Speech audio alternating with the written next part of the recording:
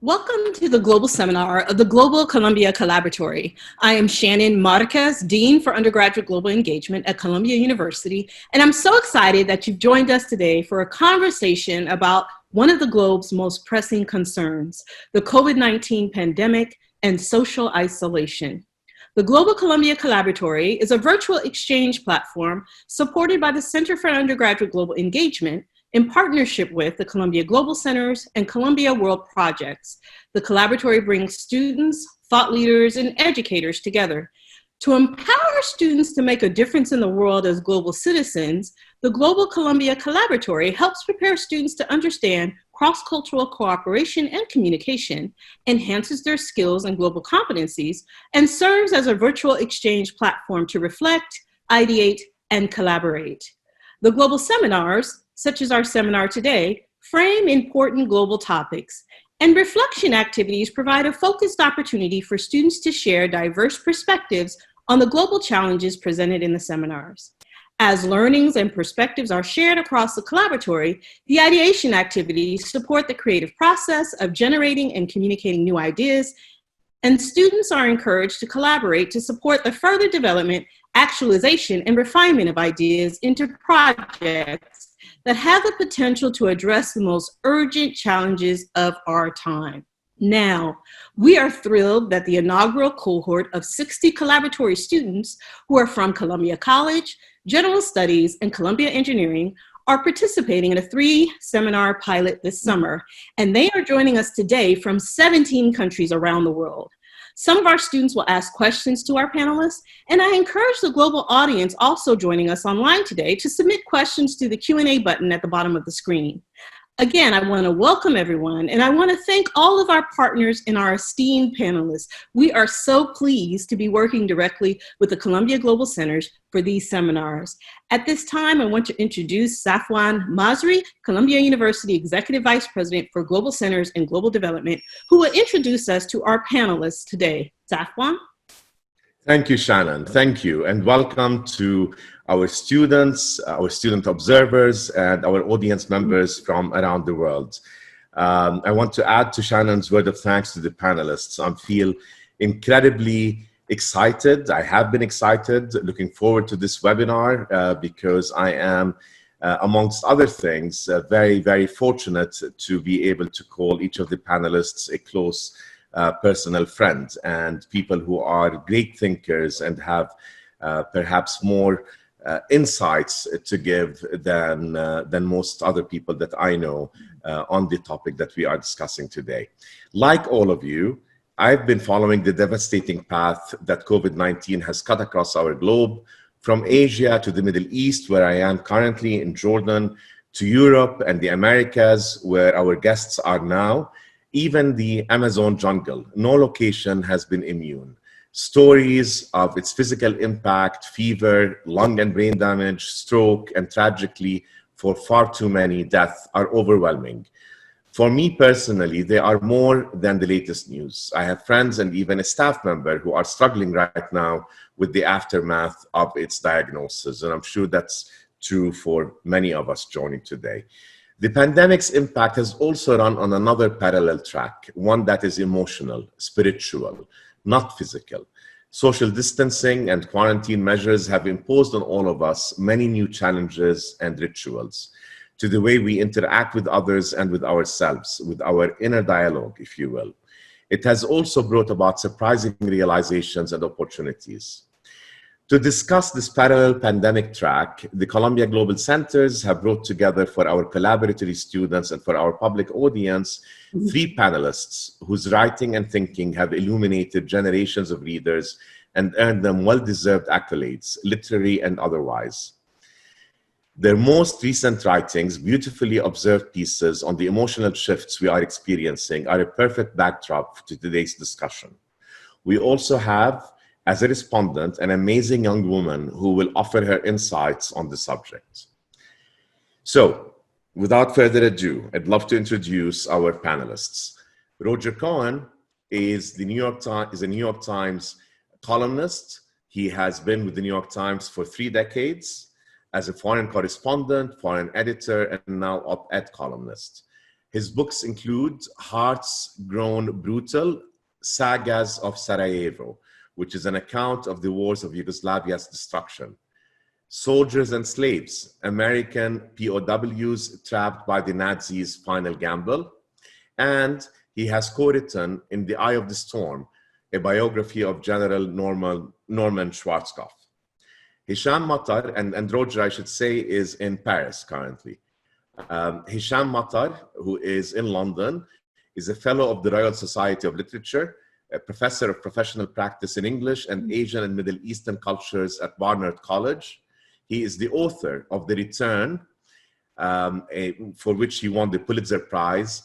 And The Return has been one of the New York Times top 10 books of the year. He also wrote Anatomy of Its Appearance, and his first novel was In the Country of Men, which was shortlisted for the Man Booker Prize. It should have won, but it was shortlisted. And Hisham's latest book is A Month in Siena, which describes the artwork of Siena around the time of the 14th century Black Death. Carol Becker is professor of the arts and dean of Columbia University School of the Arts. She is the author of several books, including The Subversive Imagination, Zones of Contention, Surpassing the Spectacle, and Thinking in Place. And as a respondent and discussant, we have Natalia Herbst, who is former director for community organizations and of the National Youth Institute in Argentina. She is currently an Obama Scholar at Columbia University. I'm really, really delighted to have all of you here. And this really promises to be a fantastic conversation among friends.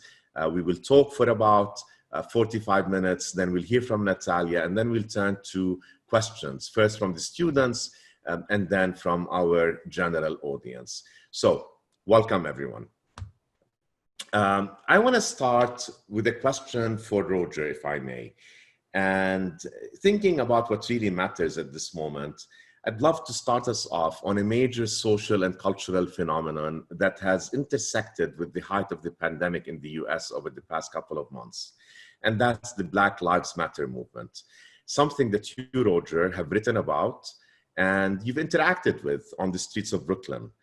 4 months into quarantine and sequestration, the newly quiet city streets in America erupted in anger and protest, rapidly gaining global traction.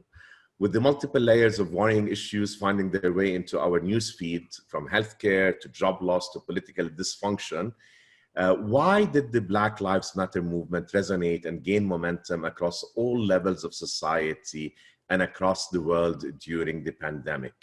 What set the stage, in your opinion, for this to be its breakthrough moment? I don't think that we can talk about human interaction and the way that societies are interacting within and across one another in the age of this pandemic without really giving due attention to this major development that we have all been interacting with. So, Roger, I'd love to get your thoughts on this. Well, first of all, thank you very much, Shannon, and thank you, Safwan, for that introduction, and thank you for asking me such an easy question to get us started. Well, I think, Carol has called what happened with the pandemic the big pause, and I think that's a good phrase. And what happened during the big pause is that we slowed down. We moved less, we were still to a much greater degree. And many people entered into a period of reflection. And I think certainly in the United States, some of that reflection was about injustice. It was about the growing inequality in our society. It was about 40 million job losses. It was about the way the virus hit the poorer sections of society, and particularly the African American community, much harder than it hit others. So we were thinking about this, and all of us, I think, were seeking forms of rebalancing not only in the way we conducted our own lives, possibly moving from the hectic to a quieter form of life, but also, whether and to what degree and how rebalancing was needed in our wider societies, in US societies. And into that came this horrific slow motion execution, really, of an African American, George Floyd, by a white cop. And so I think to me, it was the combination of the general reflections on injustice and the fact that the world had been stilled for a moment. And remember, the reaction to the George Floyd murder wasn't just in the United States. It's been right here in Paris, London, across the world. It resonated everywhere. I mean, footballers in Britain, where I grew up, are wearing Black Lives Matter on the back of their shirts. Who would have imagined that a few months ago? So I think it was a moment where there had been an inflection. And so there was a readiness for a radical inflection of thinking about America's original sin, about the racism in the Constitution, about our repeated efforts, even through the civil rights movement now more than a half century ago, the Obama presidency, to tackle this fundamental problem of American society without somehow ever quite reaching the essence of it. And so I think we were ripe for this detonation. And I hope that it brings really tangible effects. I think that question is still open. Okay. Roger, you've also, you mentioned now the sort of political dysfunction and what has been going on at this moment in America's history. The pandemic has probably revealed stark truths about our society and our governance. You wrote in your Independence Day column that the United States, and I'm quoting here, the United States has disaggregated. It cannot find itself coherent resolve. Its democracy is dysfunctional. We can no longer pretend, can we? No, I don't think we can. Certainly the election, November 3, every election that comes around, people tend to say this is the most important election of our lifetimes. I think this really is the most important election of our lifetime. And, one of the immediate reasons as opposed to the deeper reasons for this sense of disaggregation, this sense of American society fissuring completely, and even the mask, which is there for health reasons, becoming a potent political symbol of your allegiance to a tribe.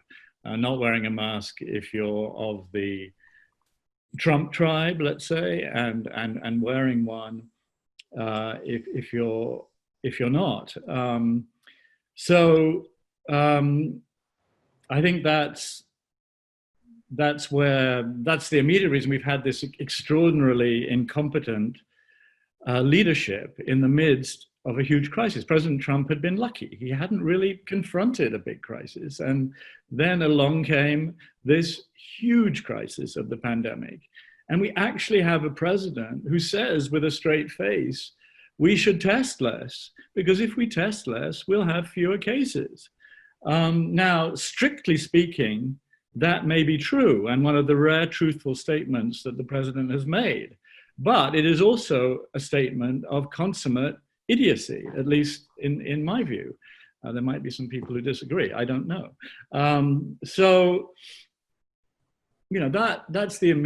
an immediate thing. I think at a deeper level, we have to recognize that, we elected Donald Trump. Right. We, the United States, elected him. And I think that's a measure of where our society was. I think it's a measure of, as I said, this growing inequality, of the failures of our democracy, the ways in which democracy had been bought, and the splits, the very radical cultural splits in our society. So this has been pretty devastating to the United States. I mean, here in Europe, people ask me, you know, what is going on in the US? Mm. And of course, our health system failed. And what we have witnessed, I would say, in the United States has been a massive collective failure. The question now is, how will the country react? I would hope that the country would react decisively on November 3 by saying we need a change of leadership, but that's not yet a given by any means. No, it's not. It's not. Hisham, let's turn to you. Hisham, you've written a lot about sort of the larger societal issues, but also at the very individual level. Art has always featured prominently in your work, and in the return, you talk about going to the National Gallery or another museum, looking at the same painting again and again and again. And your piece in the New York Times Magazine a couple of months ago, and for anybody who hasn't read it, you must read it. The piece that's called "Visiting the Museum in My Mind." You write of the need to protect your body as well as your imagination from the pandemic. You know, if cogito ergo sum, what are we telling ourselves? What have we become in the age of the pandemic?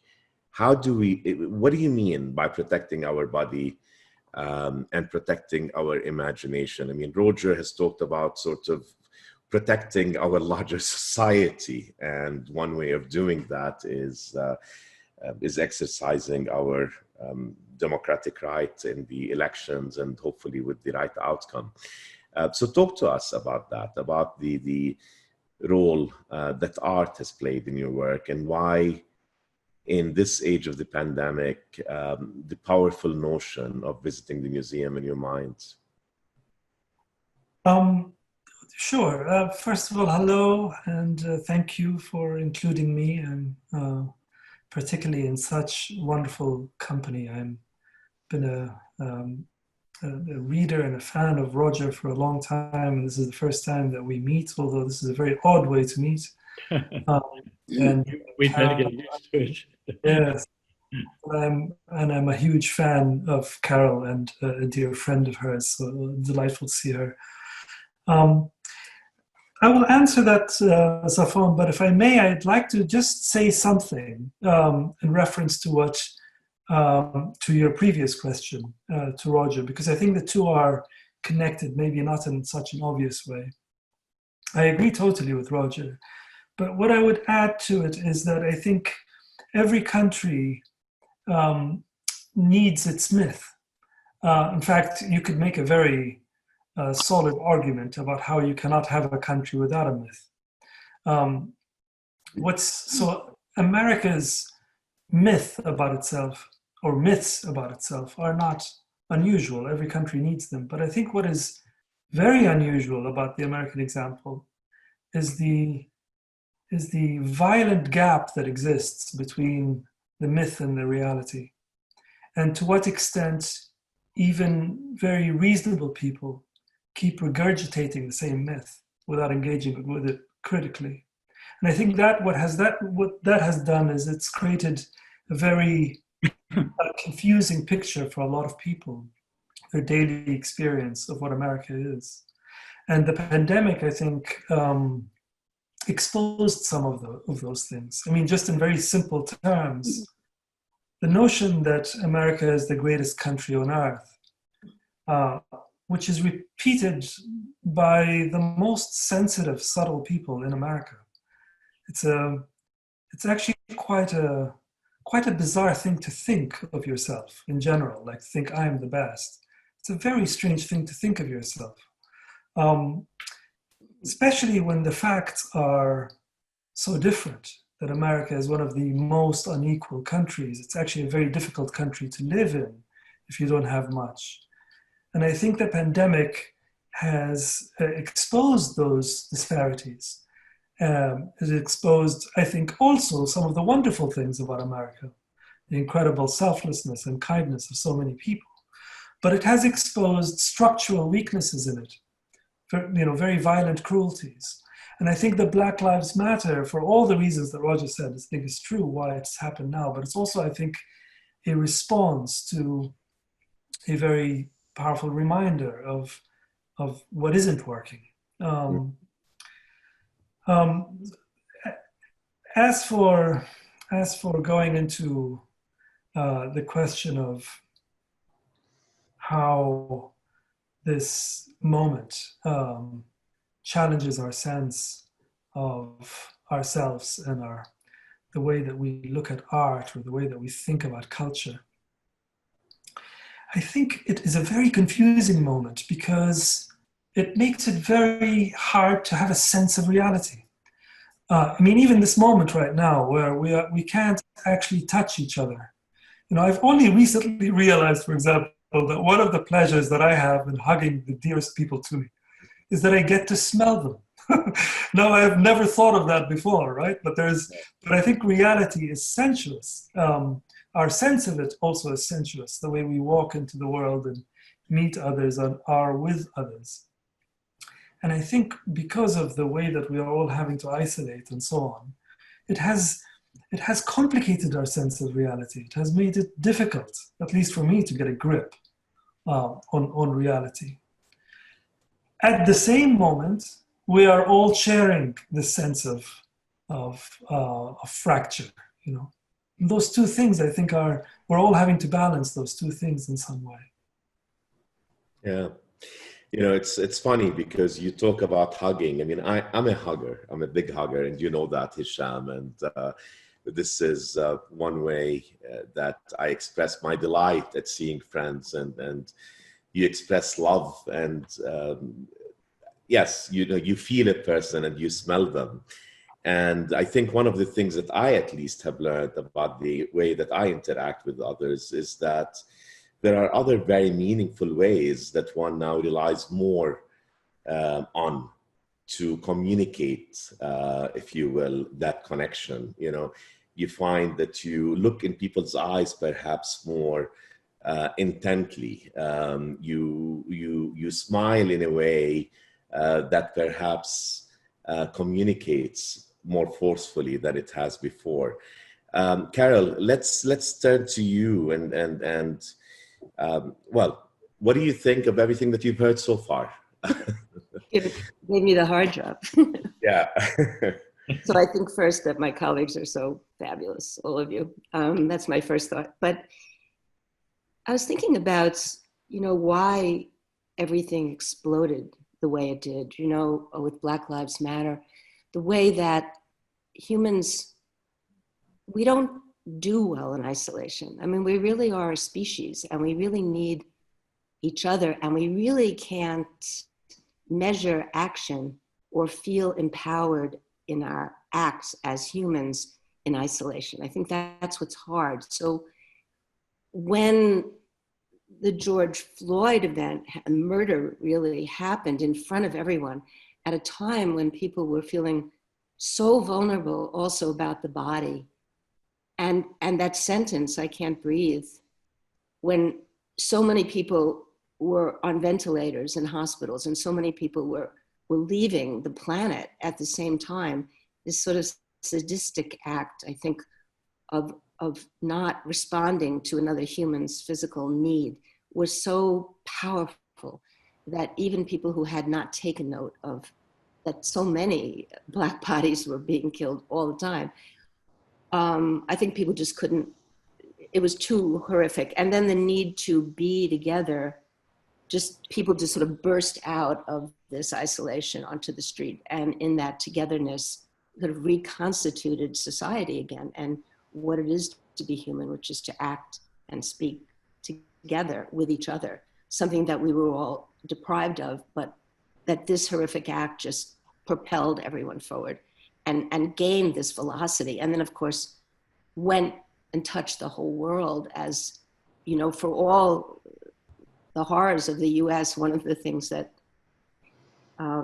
we can sometimes be proud of is that actions do affect the world in that way, that there's a kind of crazed energy that is contagious about America, and other people pick up on it, and their own contradictions of racism and sexism and classism and all of those things get triggered as well. So I think all of that happened at that moment. And I thought also, I have always felt, because I grew up after World War II in a Jewish ghetto in Brooklyn, in Crown Heights. So I've always been aware that war could happen at any moment, and that everything that you have could be taken away from you. And I've always lived with that consciousness.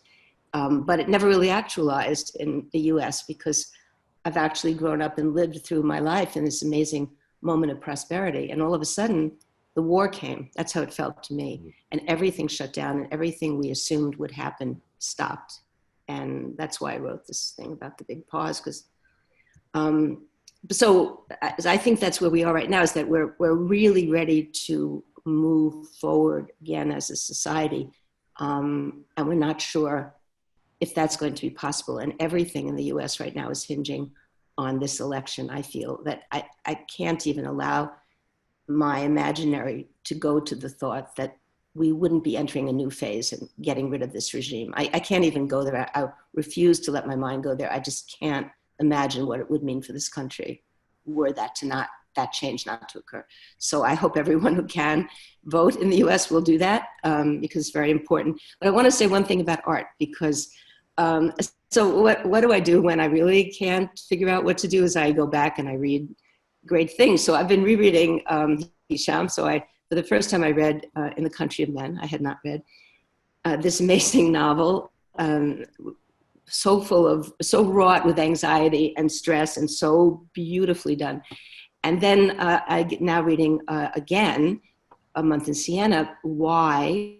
Because, and I will throw in, and reading Hannah Arendt. So why am I reading Hisham Attar and Hannah Arendt? Because there's order in it. There's this amazing sense of order. And I do think that's what art does, is it gives us coherence. And when everything, the same way that really clear thinking does, or philosophy or theory. So when everything falls apart, I go to those places where there's intrinsically well done order to the world. So I'm going to stop there, but that's how I think about art, as giving order to chaos. Yeah, that's fascinating. I'm rereading The Human Condition by Hannah Arendt, and Carol, you had given me that book.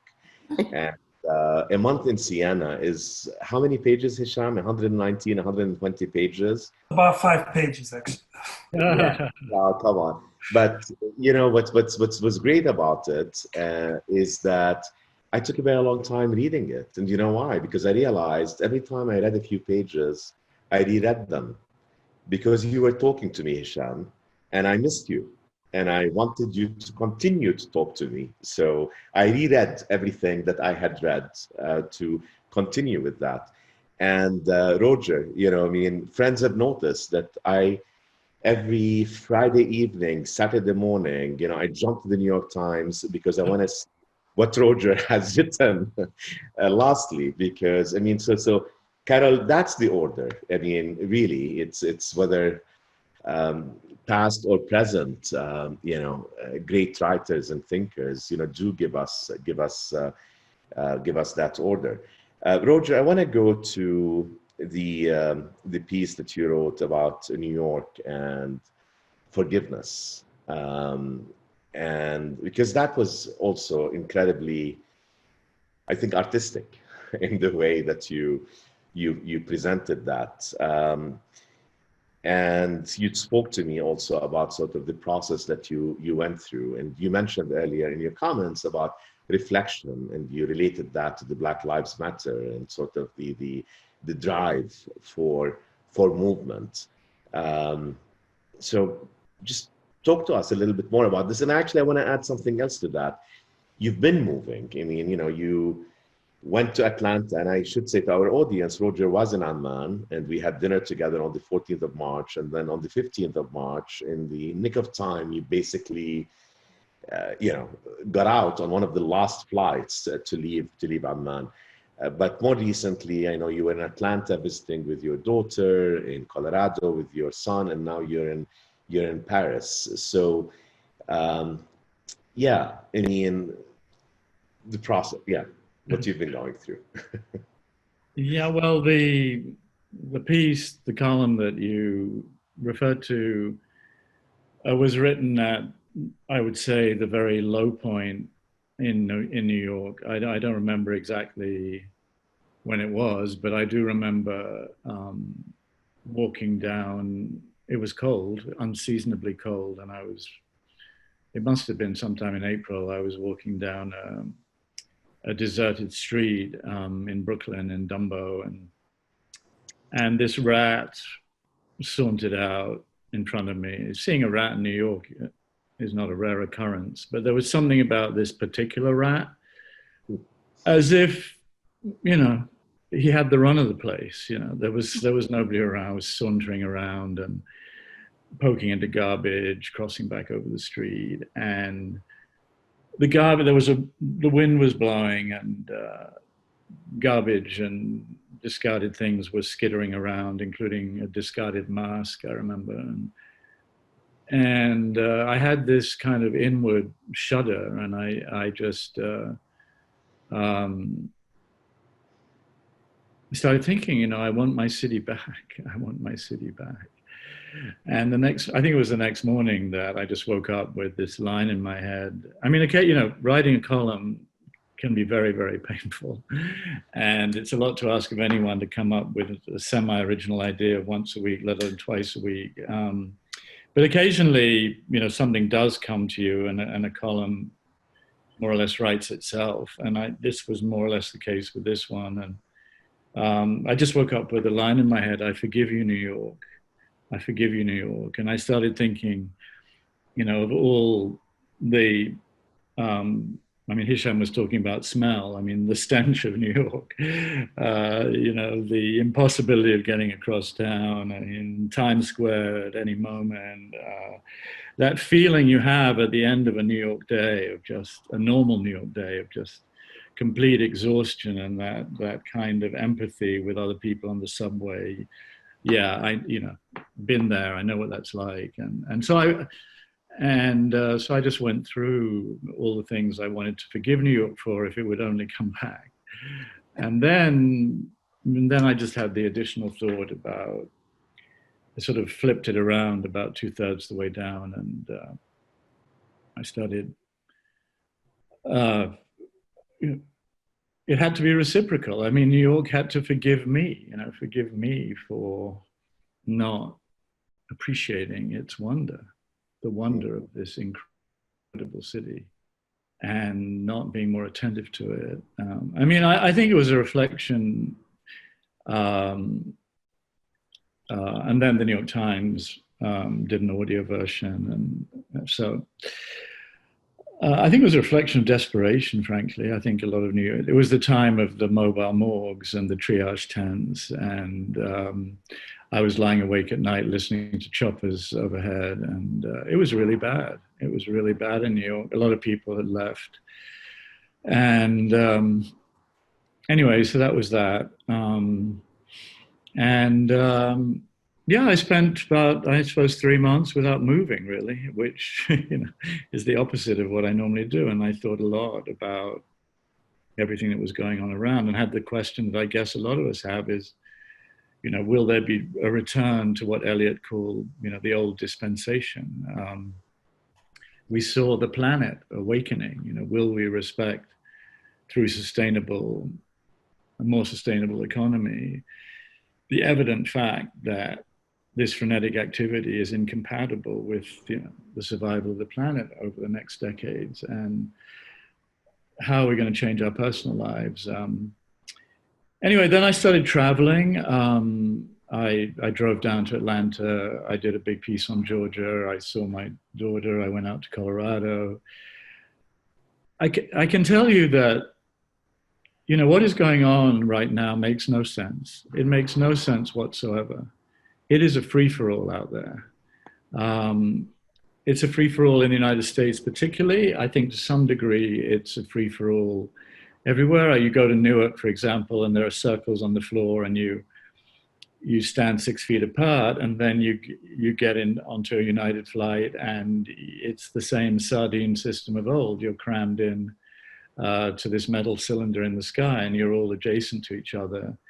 I mean, here in Paris, the president has just announced compulsory mask wearing from August 1, but you see people on the other night on the banks of the Seine. I saw hundreds of people in bars, mainly maskless, dancing, hanging out. There was some kind of tango lesson going on the banks of the Seine. There were, and so it's completely incoherent. And in a way, I've been thinking about this. So what does this mean? I think what it fundamentally means is that we're human. And what does it mean to be human? Well, we get used to things, we adapt, we grow lax, we thirst to live. As Hisham said, we thirst to touch. I mean, after all, touch is the source of life. It's the source of life, and it's the consolation of life. So if we're in these boxes, what's left of life?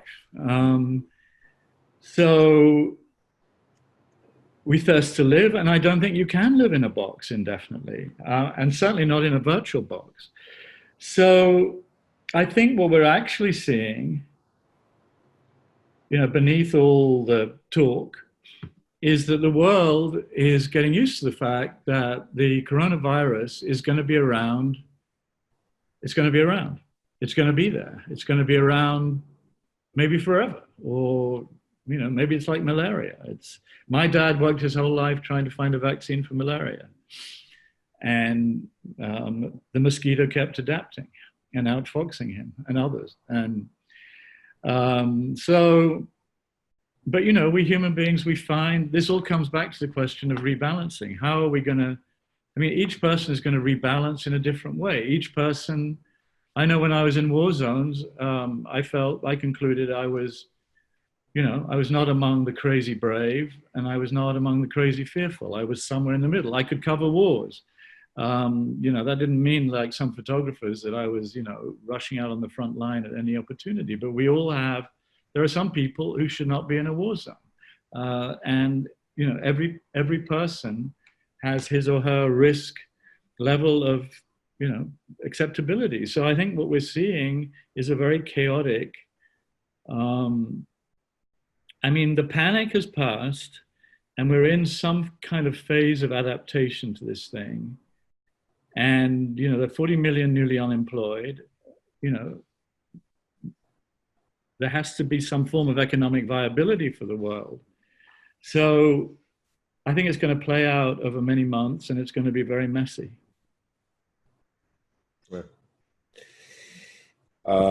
Carol?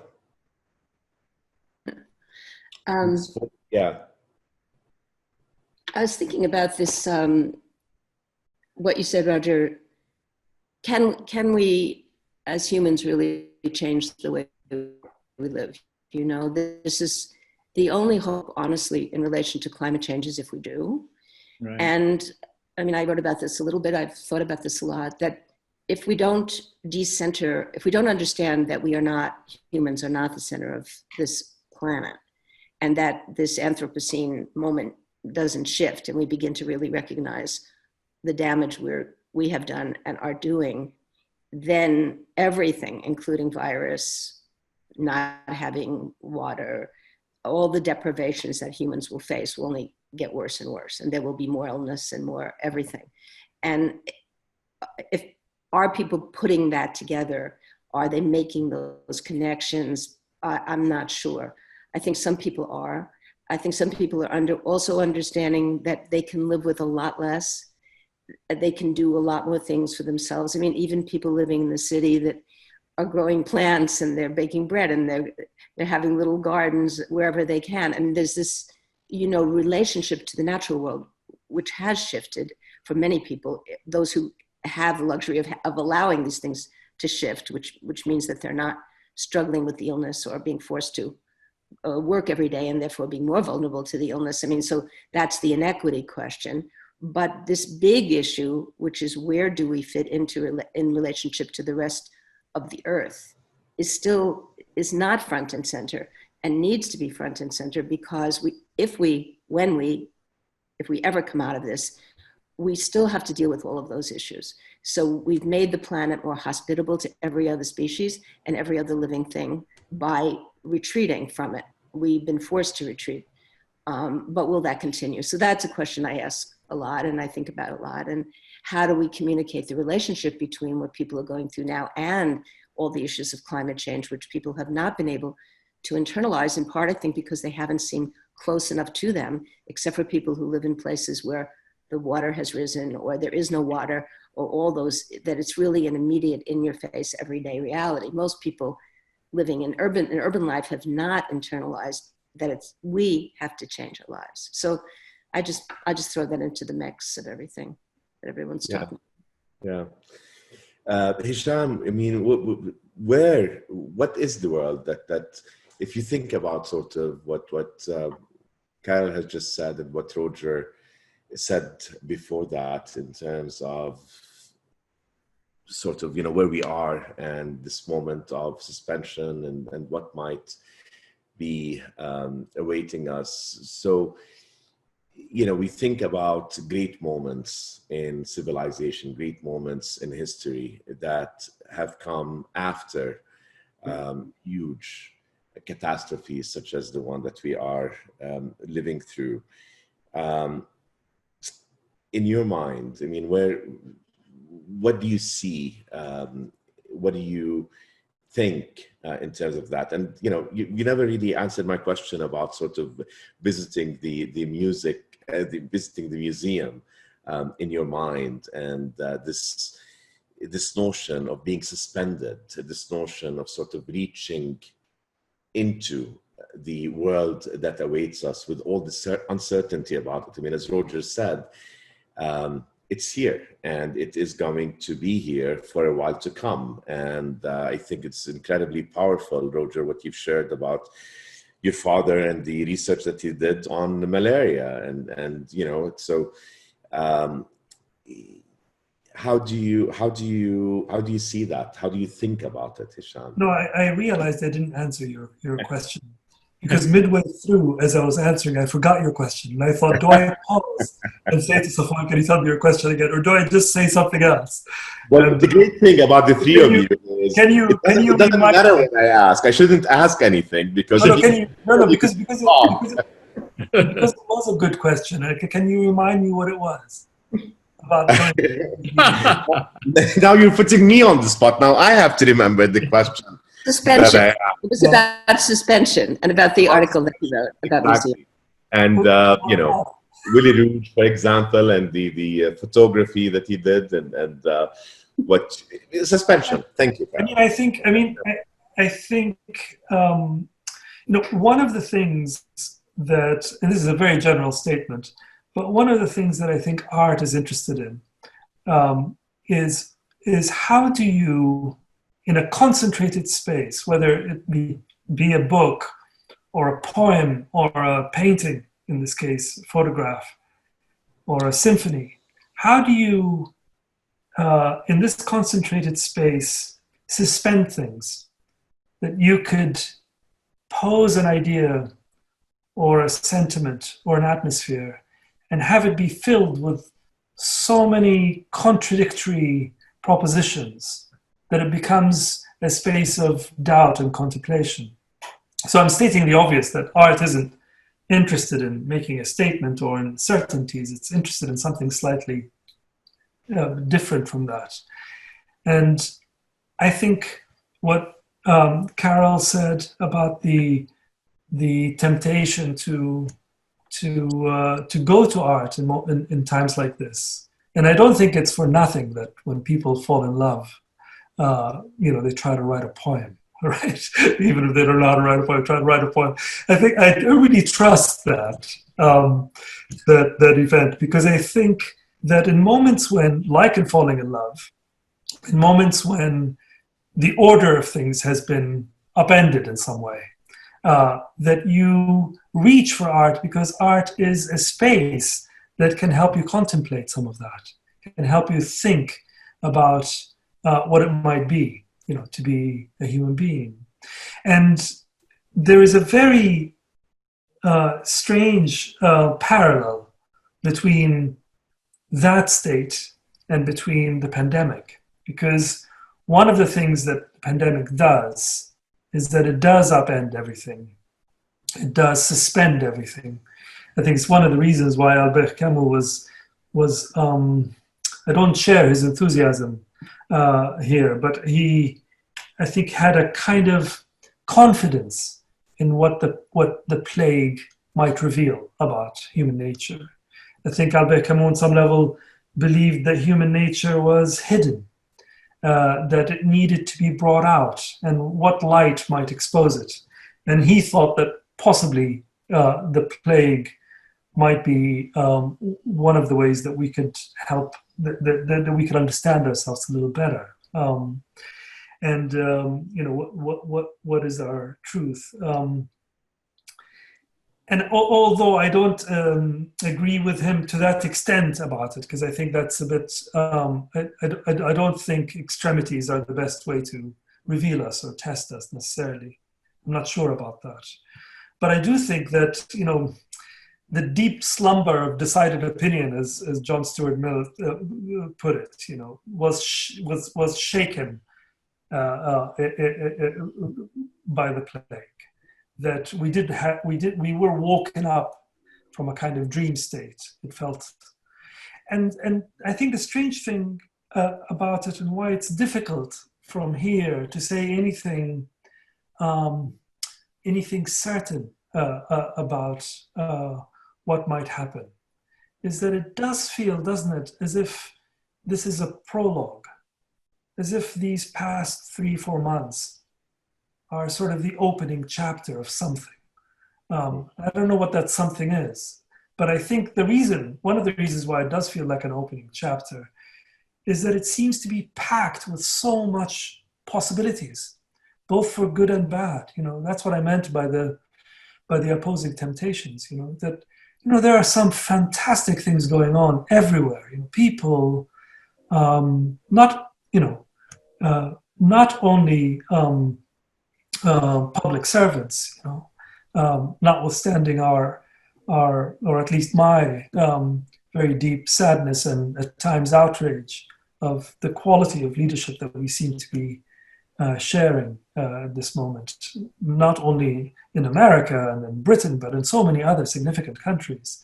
The confluence, the accidental event of having such poor leadership and such a mammoth event is really frightening and concerning. But also when you see how elements of public service and a civic society, how it's galvanizing and doing some extraordinary things. I mean, really things that move me at least very deeply, and give me feelings of great hope, and it's on different scale. I do trust the granular. I do trust, in other words, the details, right? And when you see how detailed the goodness of so much of human nature at this moment, it's very, very moving. At the same time, you see the opposite. You see it as being a moment hailed to confirm everything that is to do with fear of one another, distrust of one another. Let's build higher walls. Let's keep the foreigner outside. Let's blame the ills, all the ills on the other. So I think it's a moment that's really genuinely charged with so much opposing possibilities, and why I think we do in our private moments go towards art, because we want its complexities. We want its eloquence also, not only its complexities but its eloquence, because in these moments of heated division and opposition, everything's reduced. Everything is made very, very blunt, and all the space that is required for complex reflection is kind of narrowed. So as much as it does feel like a prologue, it also feels slightly claustrophobic, and not only for the obvious reasons of being locked in, but because the sounds are very loud. I mean, if I let myself go, I am either constantly outraged or repeating myself, that I've kind of become a mantra. And I think there's something about, now I remember your question. There's something about, you asked me, why is it we have to protect, why is it that I said that we have to protect our imagination as well as our bodies from the pandemic? See, I'm faithful. And I think it's because it reminds me of growing up under a dictatorship. That if you grow up under the humiliating condition of living under a dictatorship, which sadly isn't so far right now from some of the kind of democracies we used to hail, is that it leads you to believe that there's only one narrative and there's only one show. I think one of Trump's geniuses is that he keeps you thinking about him all the time. He does things all the time, so as we can say to each other, "Can you believe it?" He keeps you thinking about him. And I think one of the things about the plague is that it does, on some level, want to convince you that it is the only thing worth thinking about, because it is so extraordinary. I'm not saying it isn't worth thinking about. Of course it is, but it's particularly interested in dominating your thinking totally. Extraordinary. I mean, I don't know how to respond to this. I'm going to turn to you, Natalia, and give you that task of responding to everything that you have heard and sort of presenting your perspective on it. And perhaps, one of the themes that we have all touched upon one way or another is this whole notion of trust. So Hisham, I'm listening to what you have said and about art and its eloquence and its complexity, but also there is an element of trust. You know what it is, and you can sort of perhaps rely on the way that you have defined your relationship with it, or how your relationship with it evolves. And the same is true of nature, isn't it, Carol? I mean, there is a complexity and an eloquence in terms of how you relate to it in your environment. Natalia, I mean, what do you think of all of this, first and foremost? And how are young people? Hisham is sort of in the middle between where Roger, Carol, and I sit, perhaps, and where you sit. Definitely not young. I'm deeply inspired by all the interventions, and I want to share some of the things I've been thinking about during the last months, and hopefully they will be clear to all of you. One of the biggest challenges I've found during the pandemic is using language to organize my thoughts. I feel that the words that we used to use and the meaning they used to have has changed so much that sometimes it's even difficult to bring down to earth ideas that are happening in our heads. But something that I've been thinking a lot about is transformations. And I think all of you have talked a lot about that. In your different interventions, you talked about political transformations, social transformations, how culture is transforming and how we transform culture and art in our interaction with it, how we are transformed, how we ourselves are transformed through this experience. And I have a quote from Hisham's piece in the New York Times that really compelled me in this thinking. He wrote, "Will we remember the compelling force with which we have been reminded of how deeply interconnected and reliant we are on one another?" And then he goes on to talk about how this experience has brought a glimpse of our kindness, the better versions of ourselves, which he relates to generosity, heroism, and compassion. And what I've been trying to think about in recent months is the collective expression of this. and how do we understand where does our well-being begin and end, and how do we define this how this goes from an individual expression to a collective expression, and whether this can inform some kind of inflection, as Roger mentioned before. I think the COVID crisis has a particularity in which that it has brought to the forefront a conversation about how no one is safe until everyone is safe. And while this has been an underlying principle in recent years based on the logic of the Sustainable Development Goals, for example, it wasn't the mainstream conversation societies were having in terms of where they were going. So I guess that in terms of thinking about that inflection, what my mind is going to is whether this can be a breaking point that alters the boundaries of where we see our well-being, and what this can mean in terms of collective projects, of how we see our society, our communities, and whether this can lead to a new understanding that our individual well-being is useless without that collective expression. My work in Argentina has been linked to underserved youth, to youth in very in spaces where the socioeconomic performance is very poor. And what I learned from them and their lives was that their livelihoods was marked by a very high level of unpredictability, of dependence from the state, of going through context in which they didn't have full information or tools or knowledge to kind of deal with what was surrounding them, to make informed decisions and go forward to that. And I think this experience has given us a window to live that ourselves. Many people that didn't used to live their daily lives based on those premises are now living with a lot of unpredictability, looking at the state in ways, for answers in ways that we didn't used to look at it before. And this has made us uncomfortable in many ways. So I guess I'm thinking about whether there's such a transformation power in the lived experience, if that relates to this rebalancing that Roger was talking about, and Hisham talked about whether we can unsee what we have seen.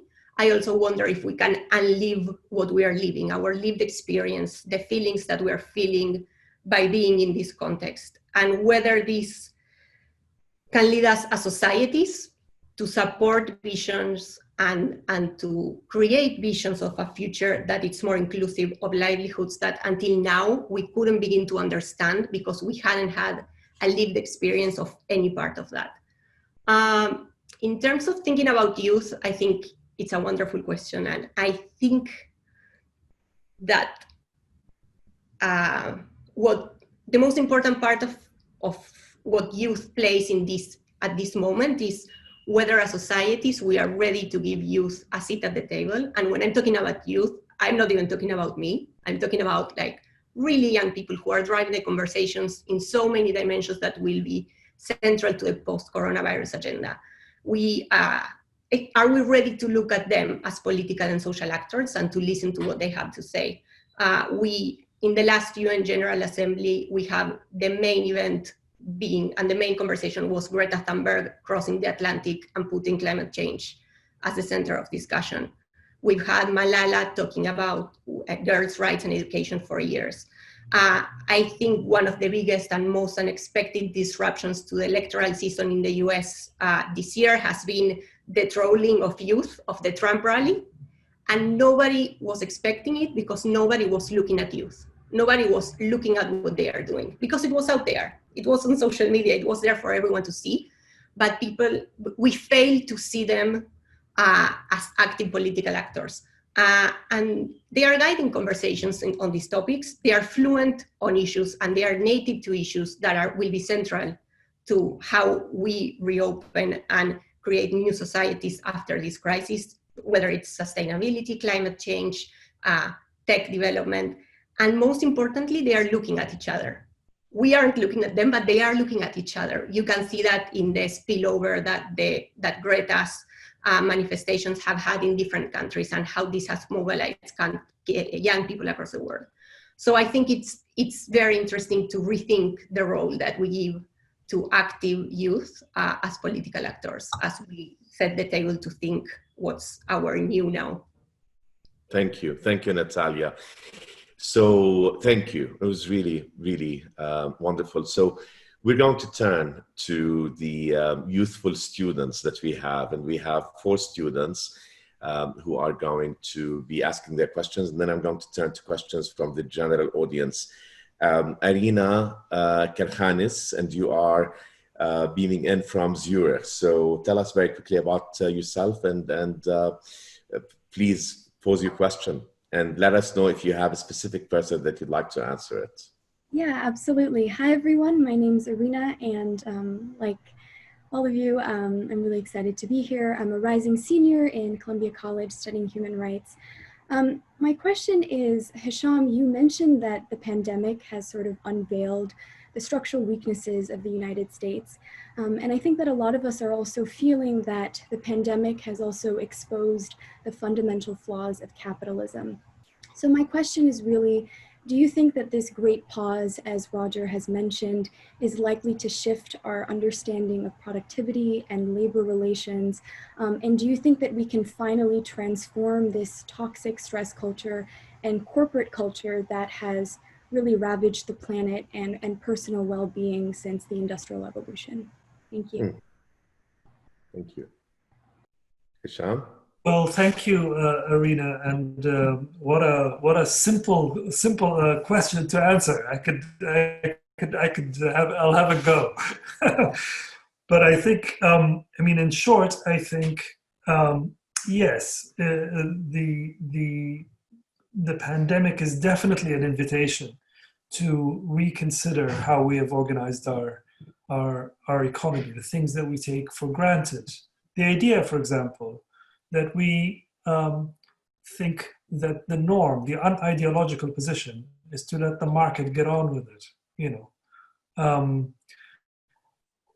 And then you can see, for example, an example like Rupert Murdoch, you know, let the market get on with it. Let the best man win. Then you can actually see he's a very good example, Rupert Murdoch, of this problem. That the assumption that money is not ideological. You know, I've always found it very interesting because you know, money is ideological, and the way that it is, you know, that position that just let the market get on with it is an ideological position. So, you know, revisiting these things is, I think, a very good thing.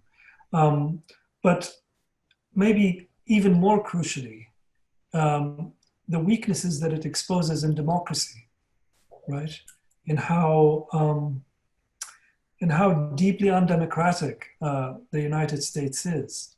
I always thought it was very painfully ironic that that the lessons taken from 9/11 and the story that was told and sold was that this then is, you know, fighting terror is equal to spreading democracy abroad. You know, the idea that America would bring democracy to any other country is laughable, because you only have to see how deeply undemocratic the country is. And so I think that is maybe even more important than questions of commerce, as important as those are, is to take this moment to investigate the weaknesses in American democracy and attempt to cure them, because so much relies on that. Thank you, Hisham. Thank you. Could I add something? Yeah, please, Roger. Please. No, I just had, I mean, I slightly demur from a couple of things Hisham said. I guess one is, you know, we need to define, I think, what capitalism we're talking about. You know, the idea that of, you know, let the market just get on with. You're in Switzerland, you said? Where are you? From Switzerland, but I'm in Chicago right now. Oh, in Chicago. Yeah.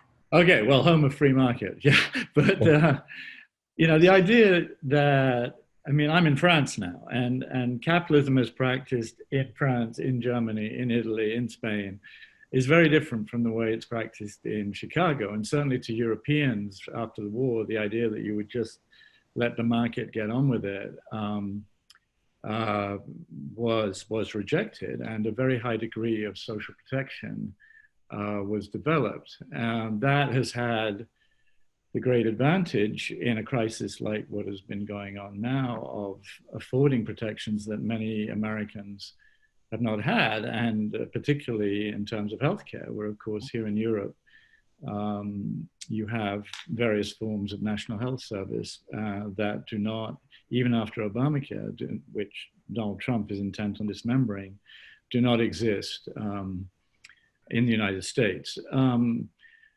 On the other hand, and I've, as somebody raised in Europe who's now an American, naturalized American, I've often thought about, could some society be invented in the middle of the Atlantic, which would borrow, all the positive attributes of vitality and churn and dynamism and constant reinvention and that so characterize the United States. And you look at the 4 or 5 largest corporations in the US today on the West Coast, and 20, 30 years ago, they didn't exist. And they could somehow combine that incredible vitality. And the vitality is linked to the cruelty, in a way, to put it very bluntly, because people in the United States are hustling, right? They're hustling, they're scrambling. I mean, you look around in France and they're not hustling, they're not scrambling. It's not the same. I mean, I always have an image in my mind of Dallas when I had a 6:30 a.m. flight, and I left the hotel at 5 a.m. and there was this huge kind of spaghetti junction of interstates, and it was just crammed with cars. At 8 in the morning in Paris, people are beginning to stir. It is different. I do think clearly that American capitalism has not been, it's gone too far. I mean, why are hedge fund honchos being taxed at a lesser rate than factory workers? Why is there not some basic level of healthcare? And I think the virus has called attention again to that. And I think if there is a change of leadership in the United States, these questions will be front and center. I don't think they will be if President Trump continues in office. I think I'd go a little more gently than he's shown on American democracy. I mean, I think if you asked Central Europeans in my lifetime whether the United States had anything to do with the extension of and defense of democracy, or asked societies like perhaps South Korea or others, I do think, for all its grave, grave mistakes, that the United States has been a force for good and a force for freedom in the world. But maybe, that's because I'm a naturalized American and I'm a little starry-eyed about the country, but I cling still to that belief. Current circumstances notwithstanding. Stefan, can I say something? Yeah, I want to go back to something Hisham said in the beginning about this often overblown sense that Americans have about themselves and about their country and being the best in the world. And I think one of the things that's playing out really interestingly in it right now, two things. One is the obvious that Europe has always known, which that it makes no sense to link healthcare to your job.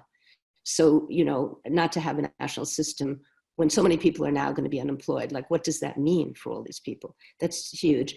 So that's one. And then right now, there's this enormous tension going on everywhere, in every small town, in every city, state, about opening or not opening up the economy, and watching that contradiction play out where, are we going to really take care of people and worry about their health? Are we going to open up the economy? And what does that, I don't have an answer to that, but that is the tension.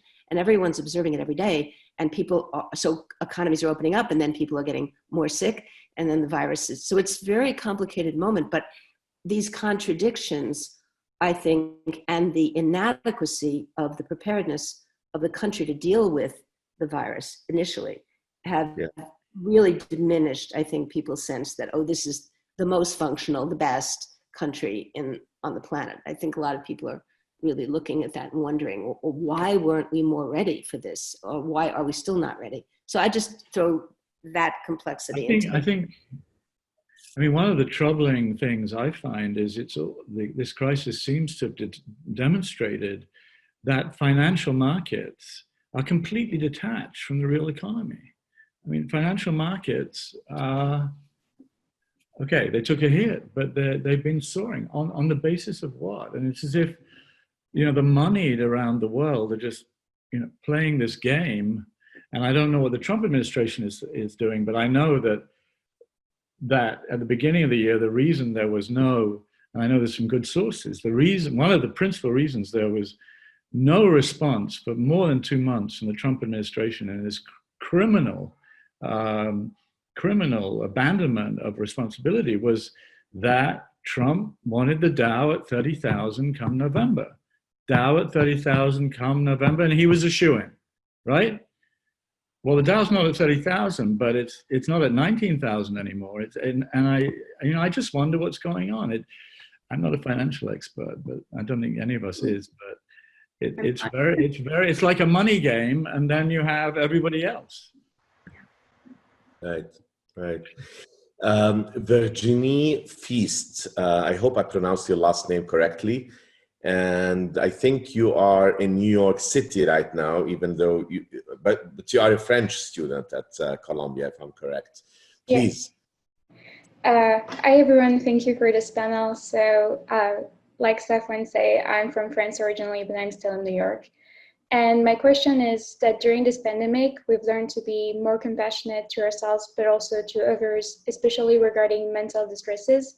And at the same time, we've seen a rise in anxiety, depression, loneliness. So my question is, how can we use these lessons to build a more human society that is more understanding of mental distresses and more focusing on helping each other rather than on productivity or business?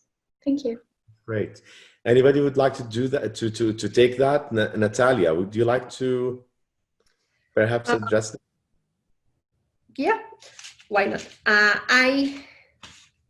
I think to some extent it relates a little bit to what I started to mention in my first intervention, and I think it has to do with a more complex and more multidimensional understanding of well-being from many different actors, and that's why I brought also to the conversation the idea of how are we going to conform the table that is going to design what the next things look like. One aspect is including youth and their perspective, but I also think that when we try to be prepared to engage people, and I have a very government-centric point of view because that's where I usually work. At the moment, I'm not part of any government, but that's where my work has been. So this experience of high dependence from the state, I think, should make leaders engage with many different stakeholders that can look at people in their different dimensions. And this includes economic reopening and productivity, because this is part of people's lives and we want people to be able to sustain themselves. But it also means thinking, what will the people that come out of this experience look like? In my personal experience, I've been going from epicenter to epicenter. So I was in New York from March until June, and I arrived in Argentina for the start of the winter.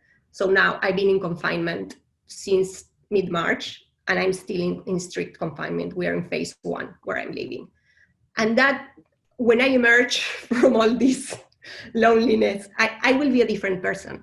And I will need to engage with people around me differently, and I will have different needs that I had before, and I will plan for where I want to live, what people I want to spend time with, how much time I want to spend working, and how much time I want to spend exploring other aspects of myself in different ways. And I think that's deeply tied to mental health and to understanding what different stakeholders need to think of how they engage with people socially in new ways.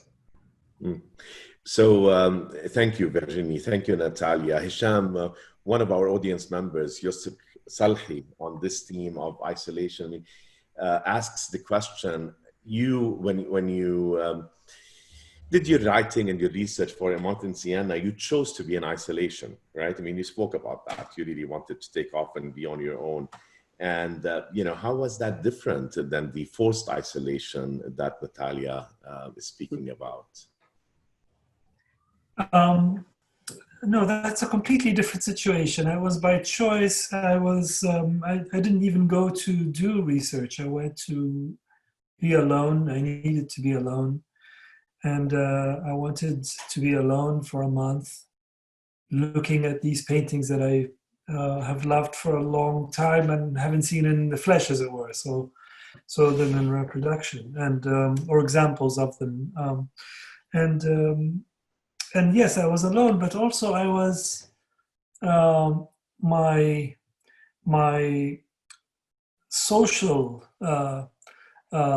currency, and walking through the city and meeting people was still alive. I think one of the things I was thinking about when Virginie asked her question is that I think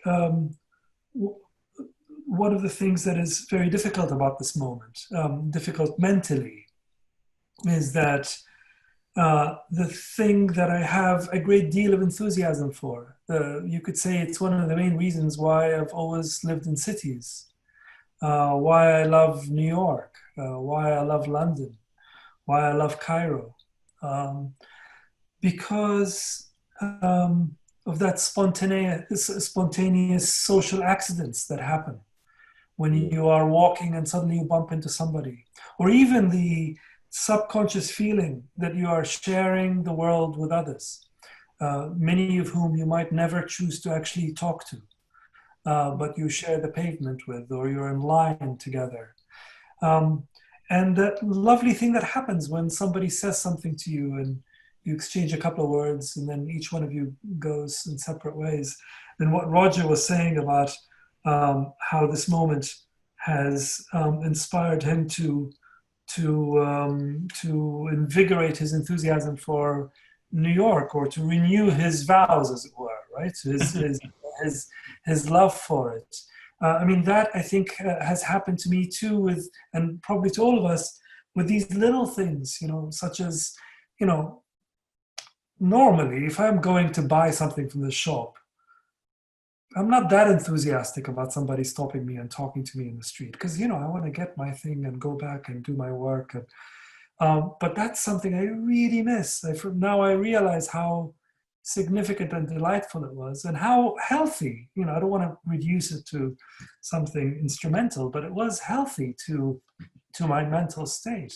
And so one of the things that I think is very important to do these days, when we have a very heightened ability of control over our day. We can govern every minute, even though we are restricted and lots of things we can't do.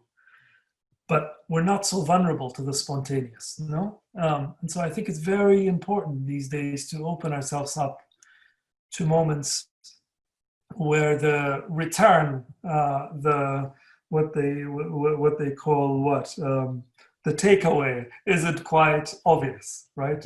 To read things that you don't know anything about, or you don't know even if you'll be interested in.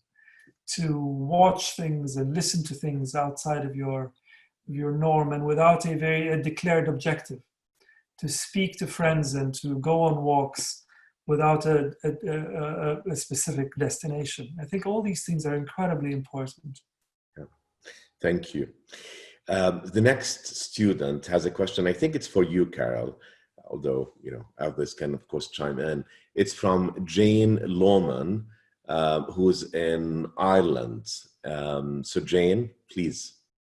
Hi, thank you so much. And well, the question can be for Carol. It can be for anyone. I don't mind, but it would be very relevant to Carol. But I guess I'm bouncing off Hisham's words on how we go to art when the order of things has been abandoned. So I'd love to ask for thoughts on how the arts, like the theatre, music, and literary industries, have adapted to the restrictions of the pandemic and the move to online platforms. And in particular, for me, I've noticed how accessible the theatre has come, become over the past few months. Like Andrew Lloyd Webber has published his or uploaded his musicals sometimes to YouTube for free, and Hamilton's on Disney Plus. So I feel I've had the privilege to attend the theatre, for example, or and other things associated with the arts quite often pre-corona. So in relation to access, what do you think the future holds for the arts? Will those who cannot access the arts, as easily in person still have the same chances post-vaccine? So yeah, thank you so much. Thank you, Jane. Well, I'll start. I think one of the things that's been most fascinating is how accessible everything has become, and things which would have been really reserved for, like in museums, for very high-end donors, very intimate conversations with the chief curator of the Frick or the Met or with MoMA, where you'd almost have to pay to have that time where someone spends a half hour with you explaining a painting. Now everyone can have that. Friday you can have cocktails with the curator, with the Frick, and you can have whatever cocktail they figure out goes with that painting or that piece of furniture. And you can listen to that expert tell you everything, the backstory. So all of that's been amazing. And as you say, everything's up online for free right now, and people are being incredibly inventive. WNYC just did Richard II, radio, and we're School of the Arts. We're doing our International Play Reading Festival this year as podcasts. It's the first time we're going to do that, and that will make it a lot easier for people anywhere to. So all of that's happening. The old Vic did Lungs and had sold 1,000 tickets a night online for 2 people on stage, very minimal production. So everyone's being incredibly inventive and creative. The problem is nobody's making any money. And it's going to be really hard for some of these theaters and organizations to keep going. And a lot will be lost. There's no doubt about it. But I think everyone's already figuring out, well, how can we keep the accessibility? How can we do it with this format? How can we charge? And like the old Vic, you could pay £10 or you could pay £100, whatever it was. That was arranged, but you could choose. So that was interesting. So everyone's trying to come up with new models. It's also almost impossible right now to make a film. You can't bring a crew together. You can't bring actors together. You can't bring people together in proximity. Will Broadway ever regenerate itself? Or will Broadway always be now a few actors on a stage doing a production, maybe very few people in the audience, streamed out live to everybody else? I think everyone in different industries are asking these questions as we speak. So it's a very good question, but I think something has broken down that I like seeing, which is this accessibility and a kind of equalizing of platform. And also a lot of young artists have just jumped right in and been enormously creative about how do you produce a play online? How can you do it? And the technologies will get better. But, we all miss going to the theater. I think it's never, never going to quite feel the same, but everybody's trying. And I think that is a tribute to human ingenuity. And I'll just stop there. No, I think, Carol, one of the questions from the audience, the wider audience that I've been tracking, is from Anissa Bouzian, who's one of your alumni from the year 1996. And she's asking exactly that, does the cultural world and the sector have an opportunity to revitalize itself after the pandemic? And we don't know exactly how, but what you're saying is based on everything that we're seeing, it will. I want to say one thing, a very irreverent thing, Roger, then I'll be very quick. Everyone's worried about cities, will anyone want to live in New York? Everyone's moving to the Berkshires who can, everyone's fleeing. Well, I just say better for artists, just vacate those buildings. Artists will know exactly what to do with those buildings. I'll give you one very quick example. We have a former student, Michelle Hausman. He has a theater in South Beach, Florida, which already is a kind of crazy idea because everyone's going to the beach and not going to the theater. But he has this amazing theater, and he can't do anything right now in his theater. He has a beautiful little deco theater, but he took the 7 empty storefronts that have evolved in the mall right next to him, and he's doing the 7 Deadly Sins. He's commissioning a play for each storefront. So you'll have like 1 actor or 2 actors in the storefront, and then everyone can stand outside and watch the play live. Wow. So I just say, okay, if you vacate the cities, everybody else, artists will know what to do with it. Yeah, but no, I was just listening to Carol and thinking it's very true. I mean, this increased accessibility for a much wider audience to see performances, sometimes great performances, online. But at the same time, how are we going to measure, what we've lost? I mean, we're having this really nice discussion here. Hisham has disappeared, but I hope he'll come back. We're having this really nice discussion. In the old world, we would have finished and then we'd have all gone out for a drink, and we would have had, I think, we'd have gone out for a drink and we'd have enjoyed each other's company and talked about this and that. I mean, now we'll just, click that red button and leave. And, that's a big loss. If you compare looking at say a Van Gogh in an art book and seeing the texture of it, the Hermitage or wherever you happen to see a Van Gogh, I mean, they are very different. I'm sure Hisham would have something to say about this, but they are very different human experiences. I mean, they're just different. One is physical as well as aesthetic. It's in the same way, in a theater, where you direct your gaze is quite random, and what you may happen to see, it's a very different experience. And I think, we're having a kind of double reaction right now. On the one hand, I think many of us are content to have been given this pause, again, your phrase, Carol, and to have moved away from frenetic obsession to deeper reflection. On the other hand, okay, good, that's good. But then we're in these boxes.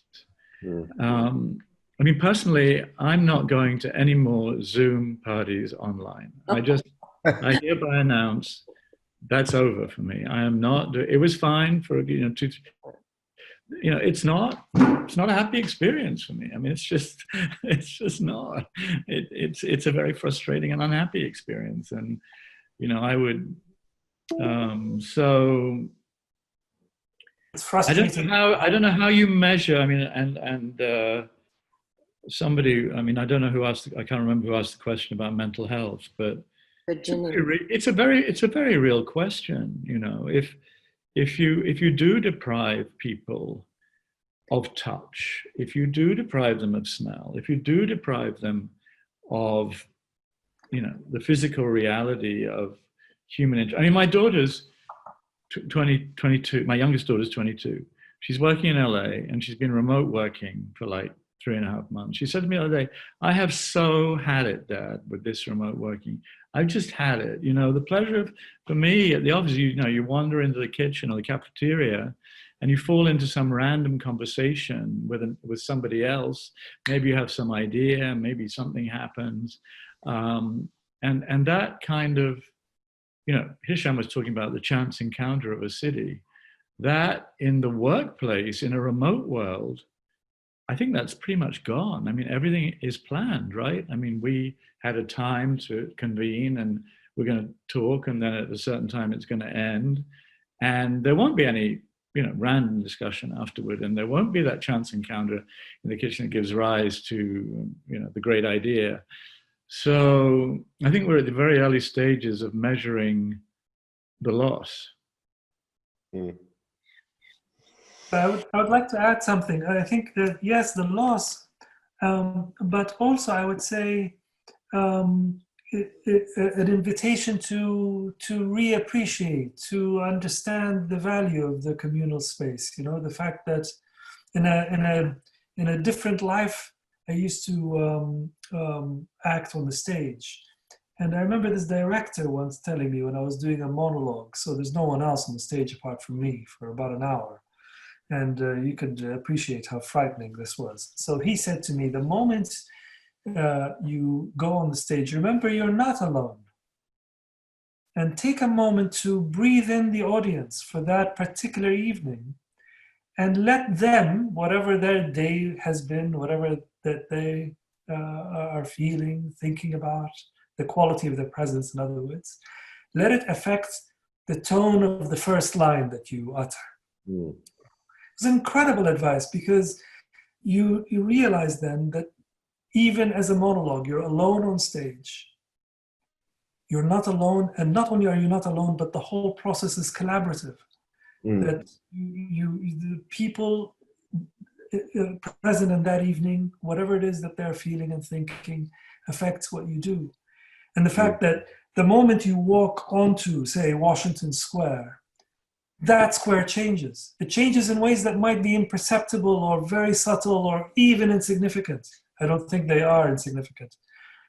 But the moment any one of us crosses a piazza, a square, something has changed. That just by our mere presence, I think, social presence, things alter. So yes, as Roger says, I mourn that, but also I think it's a really wonderful invitation to reappreciate it, to understand its dynamism.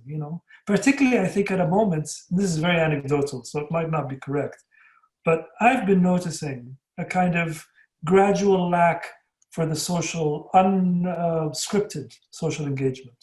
Maybe it's a technology. Maybe it's, we are so, we are being invited always to go directly to the thing that we think we want. We don't have so much tolerance, or not as much tolerance as maybe I'm imagining before, for the things that we didn't think we wanted. For interruption, for being taken off track, and I think a moment like this is really a very powerful reminder of the importance of that, Yeah. There is so much to appreciate and so much to mourn, and I think what you said in terms of crossing a piazza, crossing a square, you're not meeting new people. You're not coming across sort of new opportunities. You're not discovering new grounds. And I do hope that the things that we're appreciating at this moment, we are conscious of when we ultimately get out of this moment, and that we bring that appreciation with us into the future. We're out of time, but we do have one remaining question, and Ji-Yoon Moon has been very patiently waiting from Toronto to ask his question, so I don't want to be remiss. Her question, I'm so sorry, Ji-Yoon, I'm sorry. So Ji-Yoon, you get the last question. Thank you. I'm unfortunately at a point where you have already touched on many elements of my original question. But I did want to ask, what moments in the past in particular can we look to in order to stay connected and share experiences globally? Or on the other hand, do we need to rely on new technological solutions, though there does seem to be some pushback against that? So that is to say, do we just have to wait for this pandemic to be over, or do we need to rethink how humans interact? Thank you. That's a great question, and it's a great last question. So, floor is open. Well, June, I would, I always think back to the 20s and 30s and, what happened in Europe and what happened in the United States. And of course, what happened with the Depression in the US was out of it emerged eventually the New Deal, and a sense like today that society could not go on functioning in that way, and that there needed to be greater forms of social protection that were enacted through the New Deal. And I think that was a positive outcome for the United States. In Europe, quite similar circumstances, and particularly in Germany and also in Italy, led to fascism. And fascism led in turn to World War II and led to the loss of tens of millions of lives. And I think we're at possibly a point of similarly delicate balance or imbalance, where the language of the President of the United States right now is scarcely coded authoritarianism. How far it would go, given the strength of American institutions, who knows? But we know that democracy, contrary to the Washington Post slogan, does not die in darkness. It dies in broad daylight. And I think we have to be very, very vigilant, thinking of those historical examples of, when the president says law and order, as he keeps saying right now, we know what that means. Hisham was talking about myth. He is defending against reality, which is what fascist leaders do, the myth of the ultimate greatness of white-dominated American society. He is trying to harken back to some mythological past to convince Americans that he's going to usher in some glorious future. But he's playing with proto-fascist symbols. So I do think we should remember those lessons of a century ago. Yeah. I think the only thing I would add to, are we out of time? No, go ahead, Hisham. We are out of time, but I don't want to go anywhere. I just want to sit here and none of us. What's that, Shannon? I was saying none of us want to go. I think we long for action. Yeah, so keep going. Go, Hisham. I'll be very brief, and then afterwards we'll all meet down the road at the bar that Roger said we should all meet at. But I was going to say that I think just as the pandemic exposed, the importance of privilege, or how inequality really does affect how you go through this, whether you have a big home or a small home, whether you have money to buy your comforts and your distractions, or your security, or your healthcare, and so on. Just as it's done that, I think it's also affected what you, Gion, is alluding to. I think it also affects connection or connectivity, right? Depending on how much you've got, whether you've got books at home, whether you do have a computer. I have friends of mine who have, a whole family that has one laptop. How do the kids all do their homework? These are very important questions to a lot of people. So that I keep that in mind, and then that I think has a completely different kind of scale of effect when I think about the global South, and what this, when the pandemic reaches there, as I hope it won't, but if as many predict, reaches there in full force, what kind of effect that would have there. So I think these are, I just thought I'd end on a happy note. Yes. If I can add something about technology and how we relate to one another, I think to some extent, even some of the experiences like the Zoom parties may be a little less pleasant. We've been able to build during the last months based on our pre-existing social connections, our pre-existing networks. And we will be able to create spaces to connect with others based on that.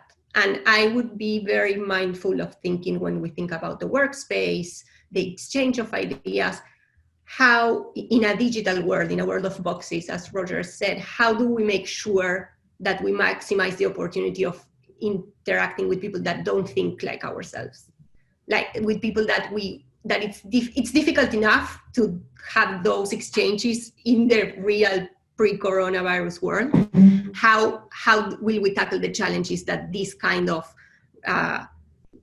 pre-existing networks create for us to define who do we engage with, what conversations relate to each other in terms of, in trying also to build stronger democracies and more plural societies in which hopefully within the reach of common sense and non-authoritarian discourses, we can engage with people that think very differently and have very different experiences that can inform the way we see the world and we go forward through all the challenges that we will be facing. Well said, Natalia. Brava. Great. Couldn't agree more.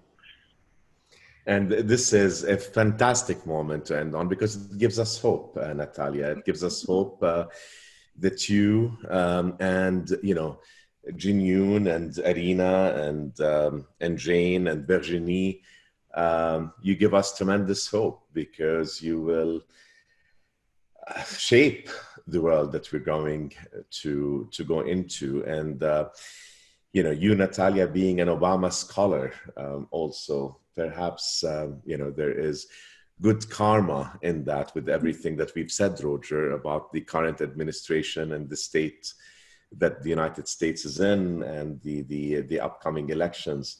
I really mean it when I say I don't want this to end. And, we have to come to an end. And before I turn it to Shannon for her closing remarks, I just want to thank you really from the bottom of my heart for the incredible insights and thoughts that you have shared with us, but really for who you are and for the great humanity and spirituality and intellect that you embody.